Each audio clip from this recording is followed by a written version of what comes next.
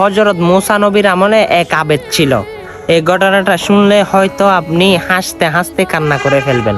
সে আবেদ মূসা নবীকে জিজ্ঞেস করতেছে, হে মূসা, আমি তো অনেক ইবাদত করি, অনেক নামাজ পড়ি, অনেক রোজা রাখি, তোমার আল্লাহকে বলবে গিয়ে তুমি তো প্রতিদিন 100 সওয়াল জবাব করো, আমি জাহান্নামী নাকি জান্নাতি? তখন মূসা নবী বলে, হ্যাঁ আমি পারবো। তখন আল্লাহ রাব্বুল আলামিনের সামনে তুর পাহাড়ে গিয়ে বলে, আল্লাহ, আমার একজন আবেদ জিজ্ঞেস করেছে আপনি তাকে জাহান্নামী বানাবেন নাকি জান্নাতি বানাবেন। তখন আল্লাহ রাব্বুল আলামিন ঘোষণা দেয়, হে মূসা, সেই ব্যক্তিটি হবে জাহান্নামী। তো সেই ব্যক্তিটি অনেক কান্না করতে লাগলো, এমন কান্না করতে লাগলো কিভাবে আপনাদেরকে বুঝাবো। তখন মূসা কালিমুল্লাহকে আবার একদিন বলে, হে মূসা শুনো, তোমার আল্লাহ আমার জন্য জাহান্নাম বাজেট করেছে, কিন্তু আমি চাই আমার শরীরটা এমন এত বড় হোক যে শরীর দিয়ে শুধু আমি একজনের জাহান্নাম ভর্তি করে ফেলতে পারি, আর কোনো মানুষ যেন জাহান্নামে না যায়। তখন সেই কথা শুনে মূসা কালিমুল্লাহ আল্লাহর দরবারে আবার পেশ করলেন।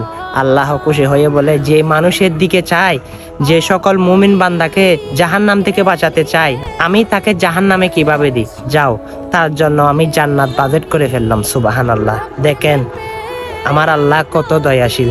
আপনি তো শুনেছেন, এই কথাটা সকল মানুষের কাছে পৌঁছে দেন। আমিন।